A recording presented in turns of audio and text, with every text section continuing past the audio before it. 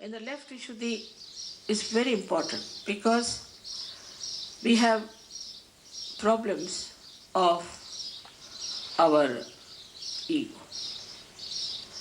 And you really need someone to remind us that we should not have this ego to oppress others. So this reminder comes to us maybe from our conscience or wherever it is, you may say, from our upbringing, and settles down in our left Vishuddhi as the clouds of guilt.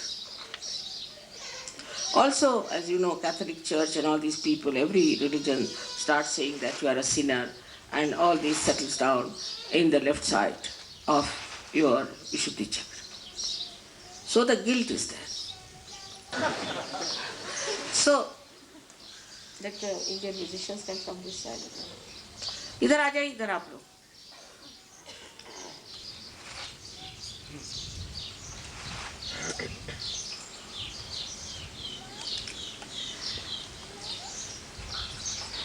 But this guilt business has come because of sophistication. I used to think, why do they feel guilty for everything? First is sophistication. First reason is because you cannot go and say somebody, oh, I'm sorry, I've said this, and please forgive me, and another person may not even forgive. So, this is due to sophistication and no communication. There is no communication. I mean, in a country like India, people will fight, and next day you will see them hugging each other. It doesn't last long, very much. But if there is any sort of a very big problem between the families or some uncertain ancient one, then they'll keep it up. They will not talk to that person, they'll keep that distance, they'll keep it all the time.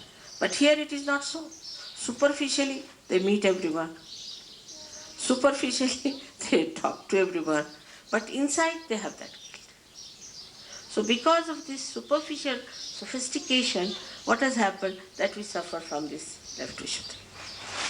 And then Vishnumaya gets angry. That's why most of the people in the West I've seen have left Vishuddhi, and even I have got it from you all. It's like that. So it's nothing, it's artificial, it is mythical, nothing to feel guilty about. After all, if you had done anything wrong, you would have been in jail. You are sitting here. So how can you be guilty? So this guilt business has killed our growth in Sahaja Yoga very much, I know that. So first of all, how to overcome your ego is the problem. Ego is there, and when you see your ego and you cannot say that you are egoistical, you have to put the result of that as a left Vishuddhi. So the first thing you have to do is to see that you have ego. Alright. Then you stand before the mirror, separate yourself from your reflection, and start telling off your own reflection. What do you mean by having ego in yourself? You are a Sahaja Yogi, you have no business to have any ego. But if you have the guilt, you will never see you have the ego. You will just feel the guilt, but never see you have the ego. And that's how ego remains, and the left Vishuddhi also remains. Both things can be easily conquered if you face yourself. Just see yourself, this was my ego. Yes, why should I have ego? So then explanation comes. I have seen it's very common here because mind is very intelligent here. I did this because I thought like this, I thought like this. Always there is an explanation for everything that you did wrong. I thought like this, but why did you think like that is the point nobody wants to say. If you think, why did I think like that? So this is an escape from the assertion of your ego that has harmed others, or also it has harmed some cause. It's just an explanation. And people wriggle out. Actually, there are so many wrigglers. We have to face it. If you have done any mistake with open heart, we should accept we done this mistake, go and tell the person, do the thing, or correct it, or attend to it instead of making a capital out of it and putting it down on your Vishuddhi. Sahaja Yoga is just a play, just an enjoyment. It is not this kind of hard and fast laws and regulations as you see. Because you are now innately religious. You've got your spirit to see. What mistakes can you commit? But we forget that we have entered into the kingdom of God and all the saints and all the angels and ganas are at your disposal. Now you have to believe in yourself. How am I to tell you that believe in yourself now? So this human nonsense of feeling guilty should vanish. Sajo. Now our Vishnumaya principle is to be always kept very alert because it helps us in many ways. First of all, it helps us to pass the messages from your heart to your head. It is the one by which we integrate. Our heart and head is integrated by the Vishnumaya principle more than the Vishuddhi on the right side. Vishuddhi on the right side can create collectivity, can create understanding with each other. But on the left side helps you to keep a complete integration between your heart and your head. If there is a guilt, you just think of it and analyze it. It means that there's a struggle between you in your heart and your mind. Isn't it? Simple as that. If it was integrated, you would not feel guilty. And that is why all these artificial theories that have come, all these artificial yarn that you have read and all that, you forget it. You are a Sajogi and you have entered into the kingdom of God. Enjoy. That's all you have to do. But you have to get to that state of enjoyment and understanding that you are above all. Even you can't say that you should not be like Buddha who is sitting silently. Nothing of the kind. Buddha was sitting silently only when he was doing meditation. Otherwise, you have seen the fat Buddha with all the children and laughing Buddha. That means ego must laugh at itself. That's how this filth of this guilt won't be there. Just laugh at yourself. How I did like this. Laughing at yourself is a very good way of understanding yourself. Try to find out what nonsense I do. How I wear. Like there's a lady. She always feels responsible for everything. No? I call her Girdhari, means the one who held the mountain Govardhan in his hand like that. She thinks she's responsible for everything. And I try to outwit her in all her responsibilities, just to make her understand that she's not responsible. And when she feels she's responsible, she's all the time accumulating this guilt in her. Because firstly, she's not responsible, and secondly, being responsible, she's definitely going to commit some sort of mistakes, and then she's going to take the responsibility of the mistakes and feel guilty. Then Vishnumaya gets angry. And if she gets angry, then you have problem of the left side. And left side is so important that it doesn't show, it doesn't express itself, but it is painful to you. Left side is your own. It is painful to you. It's troublesome to you. If there is ego, others are troubled. But if there is left side, you feel bad. So don't feel bad for anything. I mean, on the left side is the Vishnumaya. It's the sisterly relationship. When the sister who is your pure relation is not treated as a sister, when the attitude of a person towards women is of indulgence and of lust, then he develops the left Vishuddhi. When he develops a left Vishuddhi very strongly, And if he has a bad agya, or if he has eyes which are roving eyes, then this left Vishuddhi causes a lot of trouble. Left Vishuddhi can be also caused by, as you know, by feeling guilty about things, or nothing at all. First and foremost thing is that we must speak in a sweet manner. Speak to someone in a sweet manner, not artificially, but sweetly. Speak in a manner that another person likes it. Satyam vadet, priyam vadet. Speak the truth. Don't tell the lies. If you go on telling lies, after some time, even if you tell the truth, it will become a lie. But if you are telling the truth, that even if you tell a lie, it becomes the truth.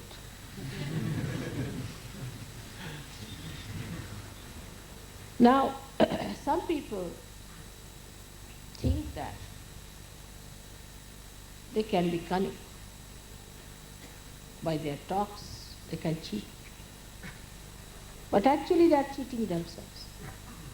All such people who cheat others by sweet talks, by artificial talks, or by some maneuvering, go to such a horrible state.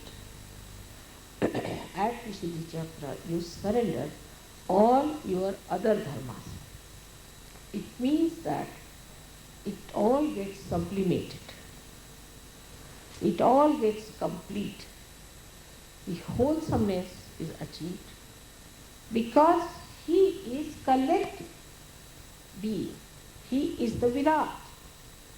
Because he is the integrated form of all the dharmas. And he is the Virata in our brain. He represents our brain. And when this Virat in us is awakened fully, then all the dharmas become natural with us. We don't have to do any dharmas. We don't have to be conscious of any dharmas, but automatically we become dharma ourselves. But when you go beyond dharma into the stage of Virata, then you don't need any dharma. You become the dharma of Virat. Now what is the dharma of Virat? What is the dharma of Sri Krishna? Is collectivity. Krishna is the brain. When you have got your realization, remember this. Now you have entered into the kingdom of God, into the kingdom of Virat, where you are a part and parcel of a collective being. You are not alone. You cannot be single out. You cannot separate yourself. Now you are awakened in the body of Virat, and you cannot get out of it. If you try to get out of it, you cannot be nourished. Supposing I take out part of my body, will it be nourished by this body? It won't. In the same way, you have now become part and parcel of that collectivity. And that collectivity, that Virat, is going to look after you, going to nourish you, going to do everything that is necessary for your spiritual, physical, mental, emotional, even financial development. But if you cut it short, if you try to block the collectivity, if you try to make problems for collectivity, or even if you try just to get out of the collectivity, then that is not our interest, that is not our work. This is to be understood fully in every way possible. And this one is understood in a proper way. You should know that collectivity is not only your advancement. It's not only your development. It's not only your achievements. It's the achievement of the whole humanity. The purpose of your creation is fulfilled by that. When we stand on our way, when we try to do something privately, then God says, all right, go private.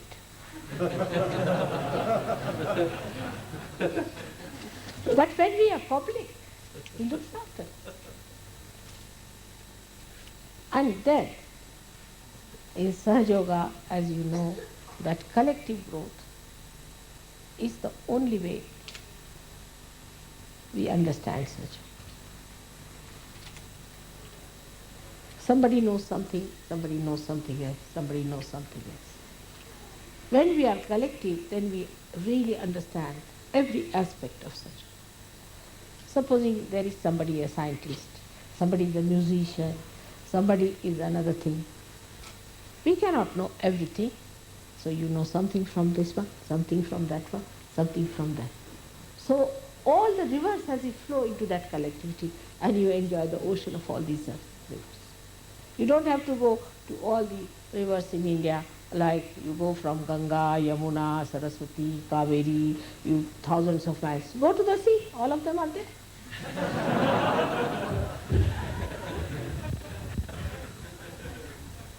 Like that, you have to enjoy the sea where everything is. All kinds of beautiful things are there, and you enjoy that.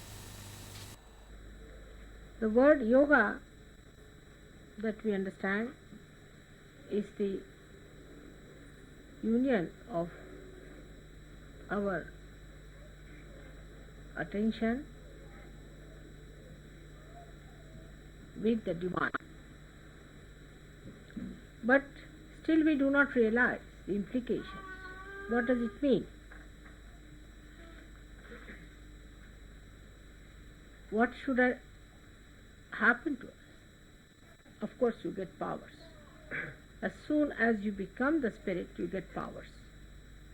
One of the powers you get is of collective consciousness. That is also the gift of Sri Krishna. And that you start feeling the collectivity. Your ego and superego is sucked in, so you get rid of your karmas and your conditionings, and a new sprouting of the new life for the new age starts. But still, what is the speciality, the greatness of Yogeshwara? Because he is Ishvara for. He is the Ishvara of all the yogis. What is his capacity? What is his nature? That for him everything is a play, Leela. But Sri Krishna came up to show that he is the Leeladhara, one who plays the Leela, the play. The whole thing is a play. The whole universe is a play. All that is created by Adi Shakti, all these Trigunas is nothing but a play. And that's what he manifested in his own incarnation. But still, what is Yogeshwara? Leeladhara is the one for whom this whole universe is a play, that he is at the axis and for the whole periphery is nothing but a play. Because everything is false. Except for your spirit, everything is false. Is all a joke going on, you can say a drama going on, nothing so serious. Spirit is the only truth within us. The rest is all untruth. There cannot be many types of truths. In Sanskrit language there is only truth or untruth, satya or asatya. There are no 10 words for truth. So when this happens, this great happening takes place within you. When you become one with spirit, you get powers. Without even your maturity reaching that stage, your understanding reaching that stage, and your heart opening out. You get the powers all right to begin with, so that you have faith with open understanding. You should have faith with experience of it. So it starts off. When you start using your powers, you see it is manifesting. You are sometimes amazed how you raise Kundalini of people, how you tie them up, how you give them realization, how you cure people. You are amazed how it has happened. So we can say it's all built in within you, which has started manifesting. But there is so much more that has to still manifest, which has to establish and make you grow. Because this is what you have to do, you are duty bound. They form your dharmas. But he says, give up all these dharmas, give up all the duties, just surrender yourself fully to me. Sarvadharmanam parityajya mamekam sharanam. Because you have become now the collective being, now you have become one with him, now he looks after your dharmas, he looks after your relationships, he cleanses them, he purifies them. So you just surrender yourself to him fully. He said it to Sri Arjuna only, not to everyone. He didn't say to everyone. They didn't deserve it. Or he didn't think it proper to say to them. But I think you are proper people to know this. So I am telling you that forget every other duty to every other thing, but do your duty to your collective being. Do your collective. May God.